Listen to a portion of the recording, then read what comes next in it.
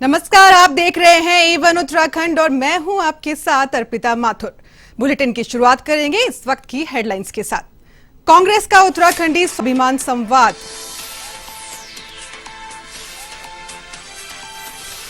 कांग्रेस का उत्तराखंडी स्वाभिमान संवाद। राहुल गांधी ने 70 विधानसभा के कार्यकर्ताओं और किसानों से की बात। केंद्र और राज्य सरकार पर साधा निशाना।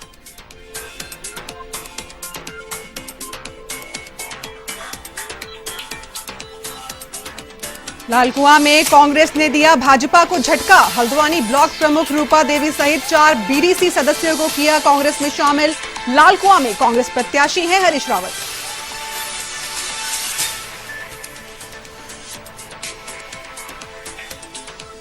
संयुक्त किसान मोर्चा ने बीजेपी को बताया किसान विरोधी। कहा सरकार ने किया किसानों के साथ छल। किसानों ने बीजेपी को वोट नहीं देने का किया ऐलान।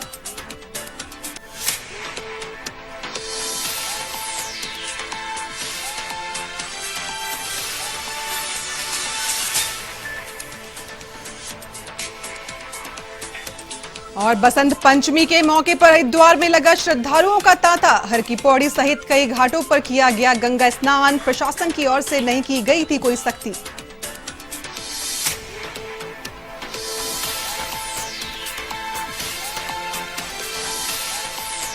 नैनीताल, पिथौरागढ़ और कुमाऊं मंडल के ऊंचे इलाकों में बर्फबारी। केदारनाथ में जमी 16 फीट से ज्यादा बर्फ तो मसूरी धनौल्टी में सर्द हवाओं ने छुड़ाई कपकपी।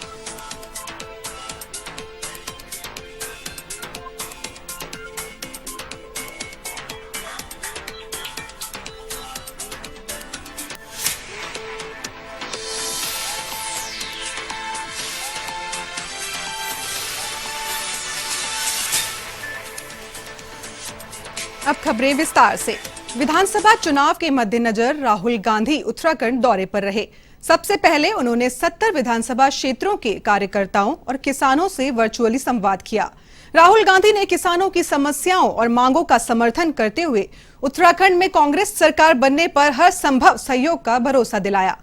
किच्छा विधानसभा में किसानों एवं कार्यकर्ताओं को संबोधित करते हुए राहुल गांधी ने प्रधानमंत्री नरेंद्र मोदी पर जमकर निशाना साधा। उन्होंने कहा गरीब लोगों के खाते में नगद धनराशि ट्रांसफर की जाएगी और हर गरीब व्यक्ति के हितों में कांग्रेस सरकार काम करेगी। विधानसभा चुनाव को लेकर राहुल गांधी ने जनता एवं किसानों से कांग्रेस के पक्ष में मतदान करने की अपील करते हुए कहा कि पीएम मोदी ने 1 साल तक हजारों किसानों को भीषण ठंड और महामारी के समय सड़क पर समय बिताने को मजबूर कर दिया। साथ ही उन्होंने कहा कांग्रेस पार्टी कभी भी किसानों के साथ ऐसा नहीं करेगी।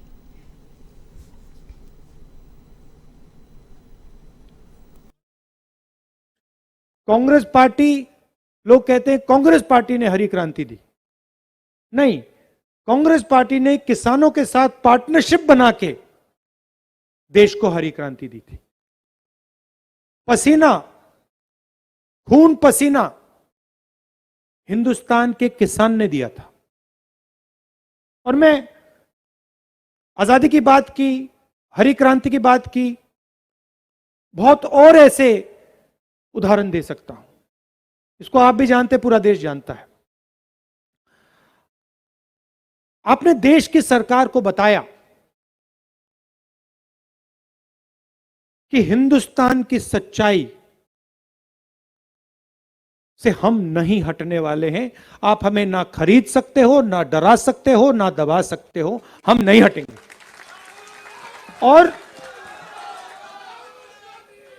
और मैं आपको बताऊं, इस सरकार को यह समझाना बहुत जरूरी था और है। पार्लियामेंट में मैंने एक आंकड़ा रखा और आपको भी आज बताता हूं। भाइयों और बहनों, हिंदुस्तान में 100 लोगों के पास हिंदुस्तान के 40% लोगों से ज्यादा धन है। हिंदुस्तान के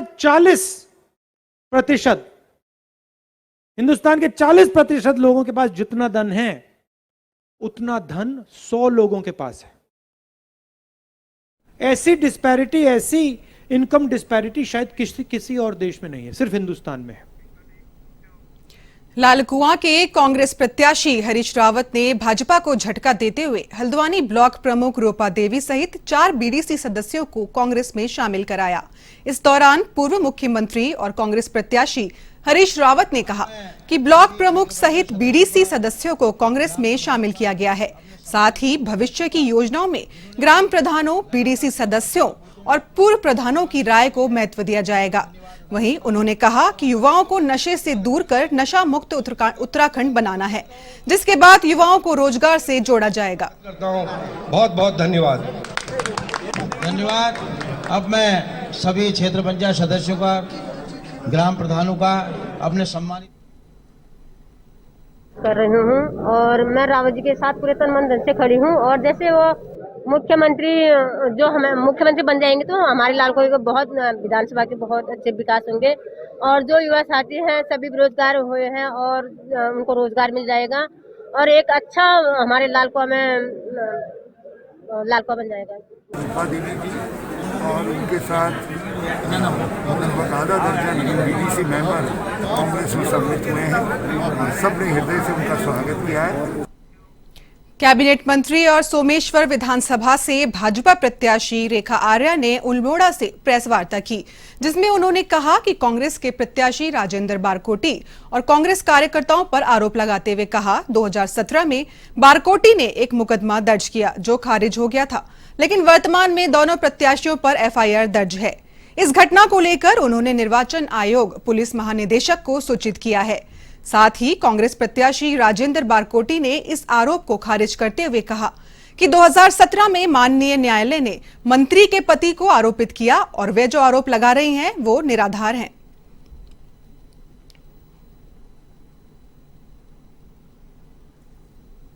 चूंकि 2017 का घटनाक्रम इस प्रकार से रहा था कि एक फर्जी मछखाली में एक मछखाली कांड किया गया था, जहां पे उनके समर्थकों ने हमारे यहाँ पूर्व में जो बैठक हो रही थी उस बैठक में आके जो है हमला करना इत्यादि करना और अपने आप को ये दर्शाना कि मुझ पर हमला किया गया है, क्योंकि आज के समय के प्रत्याशी उस समय कांग्रेस के प्रत्याशी हुआ करते थे। तो उन्होंने इस प्रकार का षड्यंत्र रचा कि हमला भी उन्होंने ही किया और अपने ऊपर हमला जो है हमारे द्वारा किया गया है, इस प्रकार का दिखाने का काम किया। तो आज मैंने उसी चीज़ को ये एहसास करते हुए कि उसकी पुनरावृत्ति फिर से किए जाने का जो है वो षड्यंत्र रचा जा रहा है, क्योंकि विश्वास सूत्रों से हमारे को जानकारी मिली है। देखिए, आज मुझे विशेष सूत्रों से पता चला है एक प्रेस में विधानसभा सोमेश्वर की विधायक और मंत्री ने एक ऐसा सुगुफा छोड़ा है जिसमें उसने कहा कि पिछले बार कांग्रेस के प्रत्याशी को कांग्रेस वालों ने मारा, मेरे पति का नाम लिया।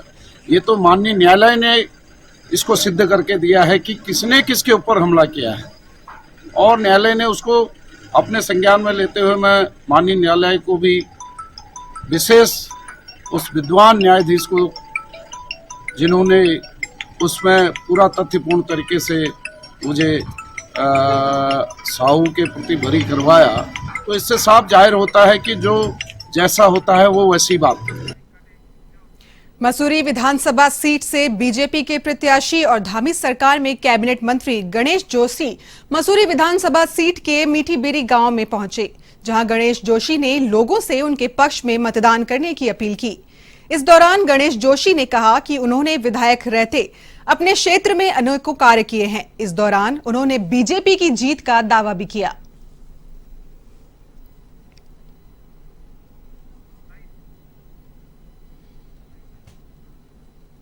देखिए, जब हमारा मैनिफेस्टो आएगा तब आप देखिएगा, हमने सभी वर्गों का समावेश उसमें किया है, सबकी जनता उसमें की है।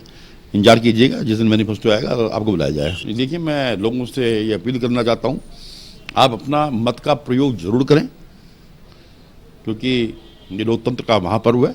अपना वोट डालने जरूर जाएं। अक्सर देखने में आता है लोग मतदान के दिन कोई छुट्टी मनाता है, कोई पिकनिक चले जाता है, क्योंकि आपका जो वोट है वो लोकतंत्र को मजबूत करने की दिशा में एक बहुत बड़ा सार्थक कदम होता है। इसलिए भारत विश्व का सबसे बड़ा लोकतंत्र है, वोट डालने जरूर जाएं, ये अपील करना चाहता हूँ। रानीखेत विधानसभा सीट पर भाजपा और कांग्रेस के बीच सीधा मुकाबला बनता दिखाई दे रहा है। दोनों दलों ने ही जनता के दरवाजे तक अपनी उपलब्धियों का ब्यौरा लेकर दस्तक तेज कर दी। इस दौरान भाजपा प्रत्याशी डॉक्टर प्रमोद नैनवाल ने भाजपा के देवतुल्य कार्यकर्ताओं के साथ उड़ोली, बोली, चापड़ में जनसंपर्क कर अपने पक्ष में वोट की अपील की है। इस दौरान कई लोगों ने कांग्रेस को छोड़कर भाजपा की सदस्यता ग्रहण की और साथ ही बीजेपी की जीत का दावा भी किया।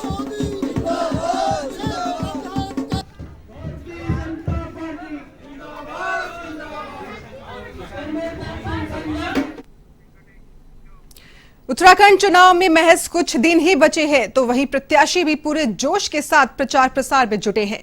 जहां कैंट विधानसभा सीट से कांग्रेस प्रत्याशी सूर्यकांत धस्माना ने जनता के बीच जमकर कांग्रेस के पक्ष में वोट डालने की अपील की। आपको बता दें, आगामी 14 फरवरी को उत्तराखंड में वोटिंग होगी, जिसको लेकर सूर्यकांत धस्माना ने कहा कि पूरा राज्य और कैंट विधानसभा क्षेत्र के लोग इस बार परिवर्तन चाहते हैं। साथ ही उन्होंने कहा कि उनकी प्राथमिकता स्वास्थ्य और इंटरनल सड़कों को लेकर रहेगी।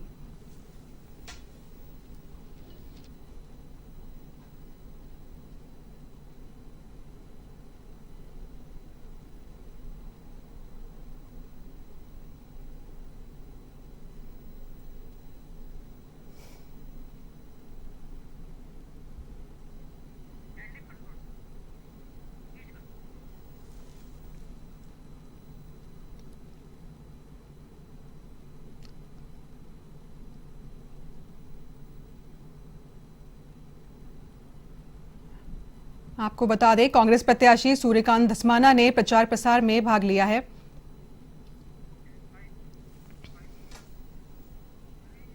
कर रहे हैं कि पूरे प्रदेश भर में कांग्रेस का प्रचंड बहुमत की सरकार बनावे, जनता कैंट में इस बार रिकॉर्ड मतों से कांग्रेस जीते, ये हमारी जनता से आग्रह अपील है। हम सेवा करने के लिए तैयार हैं, सेवा का अवसर मांग रहे हैं। जनता अवसर देगी तो निश्चित तौर पे ऐसी सेवा करेंगे कि दोबारा जनता अपने आप वोट देने के लिए ललायित हो। हमको चमोली में जिला निर्वाचन अधिकारी हिमांशु खुराना ने स्वीप कार्यक्रम के तहत कलेक्ट्रेट परिसर से डेमोक्रेसी बस को हरी झंडी दिखाकर रवाना किया, जिसमें विभिन्न संस्थाओं और कॉलेज के वॉलंटियर घर घर जाकर वरिष्ठ और दिव्यांग मतदाताओं को आगामी 14 फरवरी को मतदान देने के लिए प्रेरित करेंगे। साथ ही निर्वाचन के दिन बूथ तक उनके आने जाने की सुविधा के बारे में जानकारी जुटाएंगे। आपको बता दें, जिला निर्वाचन अधिकारी ने कहा है, आगामी 14 फरवरी को जनपद के समस्त दिव्यांग एवं बुजुर्ग मतदाता अपने मत का प्रयोग कर सकेंगे और जिसे लेकर सक्षम चमोली अभियान के अंतर्गत मतदाताओं को जागरूक किया जा रहा है। आज हमारे द्वारा स्वीप एक्टिविटीज़ के अंतर्गत आगामी निर्वाचन को देखते हुए एक ये डेमोक्रेसी बस फ्लैग ऑफ की जा रही है। इसमें हमारे जो कॉलेज के वॉलंटियर्स हैं विभिन्न संस्थाओं से, ये हमारे जो दिव्यांग वोटर्स हैं, सक्षम चमोली हमारा अभियान है, उसके अंतर्गत दिव्यांग वोटर्स को रीच आउट करना, उनको मोटिवेट करना कि वे अपना मतदान 14 फरवरी को आगामी सुरक्षित और एक इंक्लूसिव रूप में सब लोग करें। ये हमारी पहल है और हम आशा करते हैं कि पूरी टीम की मेहनत से ज़्यादा जो हमारे दिव्यांगजन हैं और अन्य लोग हैं, ज़्यादा से ज़्यादा इस पहल से 14 फरवरी को अपना मत कास्ट करें और आगामी निर्वाचन में अपना योगदान। लालकुआं विधानसभा सीट के लिए चुनाव प्रचार चरम पर है। यहां के आप प्रत्याशी चंद्रशेखर पांडे के चुनाव प्रचार में दिल्ली की डिप्टी स्पीकर राखी बिरला लालकुआं विधानसभा के मोती नगर में पहुंची और जनसभा की। राखी ने कार्यकर्ताओं से कहा कि आप पार्टी के द्वारा दिल्ली का संपूर्ण विकास किया गया है, वहीं दिल्ली मॉडल की तर्ज पर ही हमारी पार्टी उत्तराखंड में जीतने के बाद यहां का चौतरफा विकास करेगी। साथ ही स्पीकर राखी बिरला ने आप प्रत्याशी पांडे के पक्ष में वोट करने की अपील भी की। राखी ने कहा कि उत्तराखंड में आप पार्टी द्वारा बिजली और पानी मुफ्त देना पहली प्राथमिकता होगी। साथ ही खंडर हो चुके स्कूलों को सुधारना और अच्छी शिक्षा उपलब्ध कराने पर भी जोर दिया जाएगा। निश्चित तौर पर माहौल बहुत अच्छा है और इस बार जो प्रदेश की जनता है वो मन बना चुकी है तीसरे विकल्प के रूप में आम आदमी पार्टी को मौका देने के लिए और प्रदेश में बदलाव लाने के लिए। मैम, जिस विधानसभा में आप आए हैं, यहाँ से पूर्व मुख्यमंत्री हरीश रावत भी ताल ठोक रहे हैं, उसको किस तरह से देखते हैं, क्योंकि यहाँ मुख्यमंत्री रह चुके हैं हरीश रावत? जब चुनाव होता तो कोई मुख्यमंत्री नहीं होता, कोई प्रधानमंत्री नहीं होता, कोई विधायक नहीं होता, सब लोग उम्मीदवार होते हैं और जनता सबके मैनिफेस्टो को पढ़ती है, सबके पीछे के कार्यों का मनन करती है और भविष्य में उनके पास क्या रणनीति है उस पर चिंतन करती है और निश्चित तौर पर लालकुआं विधानसभा में कुछ ऐतिहासिक होकर रहेगा। देहरादून में बिहारी मां सभा की ओर से बसंत पंचमी का पर्व धूमधाम से मनाया गया और मां सरस्वती की पूजा अर्चना भी की गई। इस दौरान बिहारी मां सभा के सचिव चंदन कुमार झा ने उत्तराखंड विधानसभा चुनाव में महासभा से जुड़े सभी सदस्यों को मताधिकार करने का आह्वान किया। महासभा के सचिव ने कहा कि हमारे एक मत से अच्छे और बुरे प्रत्याशी चुने जाते हैं, इसलिए हम सबको अपने मत का प्रयोग करना चाहिए। इस अवसर पर बिहारी मां सभा के अध्यक्ष ललन सिंह, पूर्व अध्यक्ष सत्येंद्र सिंह समेत सभी कार्यकारिणी सदस्य भी मौजूद रहे।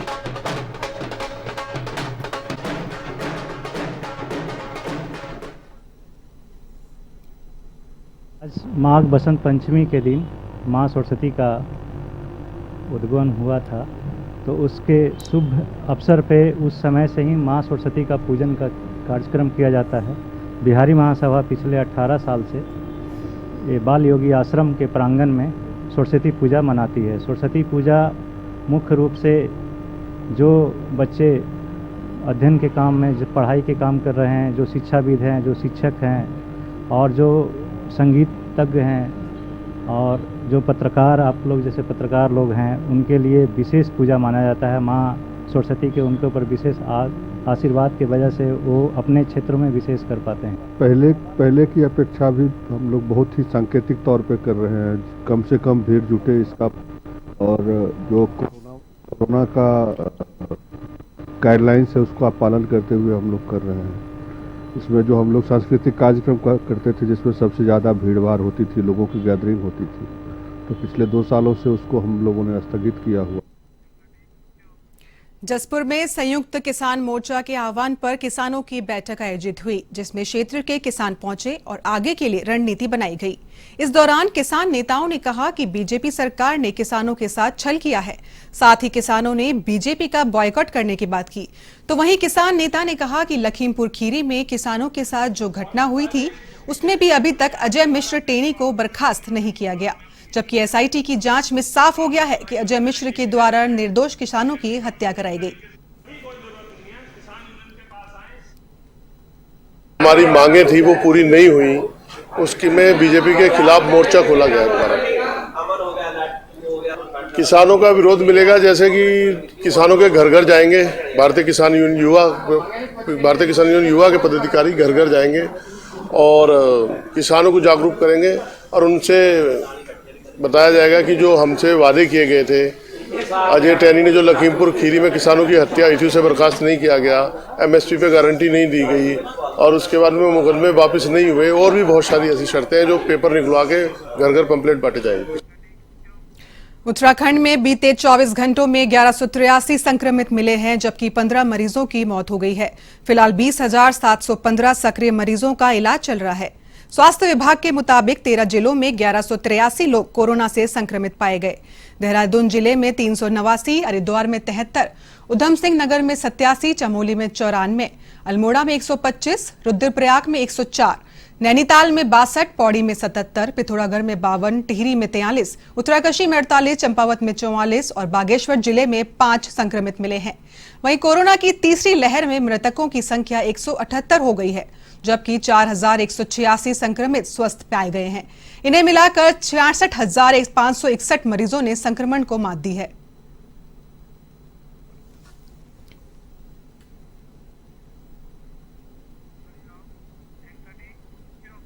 उत्तराखंड में बारिश और बर्फबारी का दौर जारी है, जिससे राज्य में कड़ाके की सर्दी पड़ रही है। वहीं ठंड की वजह से लोग घर में दुबके रहे।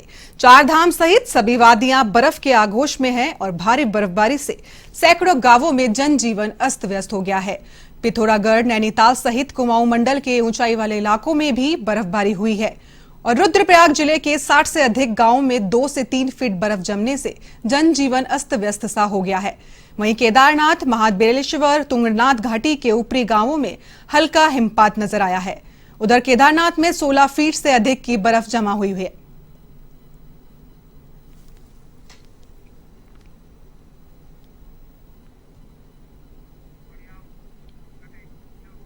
पिछले 2 दिन से दिनेशपुर में लगातार हो रही बारिश के कारण जनजीवन अस्त व्यस्त हो गया है। वहीं फसलों को भी भारी नुकसान हुआ है।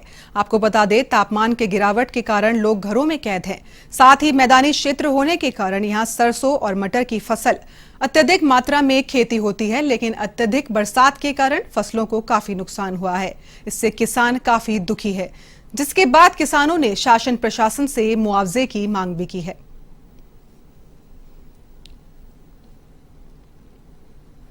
इस पर आप क्या कहना चाहते हैं? इस पर यही कहना चाहते हैं कि हमारी फसलों का बहुत नुकसान हुआ है। जैसे पहली बाढ़ आई, धानों का नुकसान हुआ, कोई मुआवजा नहीं आया, किसी ने कोई खबर नहीं ली, ना किसी सरकार ने, ना किसी मंत्री ने। अब जैसे 2 बारिशें अब हुई है, मटरों का नुकसान हुआ, लाई का नुकसान हुआ, कोई मंत्री नहीं आया, कोई सरकार की तरफ से मुआवजा नहीं आया। 2 दिन से जो झमाझम और रुक रुक के और तेज हवा के साथ जो बारिश हो रही है, इससे मेरे 8 एकड़ खेत का लाई एकदम बर्बाद हो गया है, जिसके चलते मैं सोच में पड़ गया हूं कि कैसे क्या काम होगा।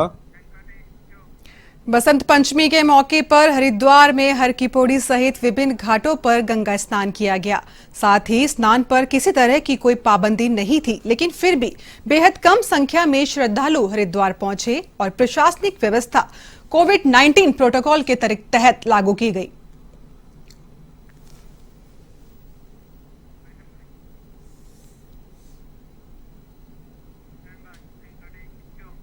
एवन उत्तराखंड में फिलहाल इतना ही। बाकी तमाम खबरों के लिए आप देखते रहिए एवन टीवी। नमस्कार।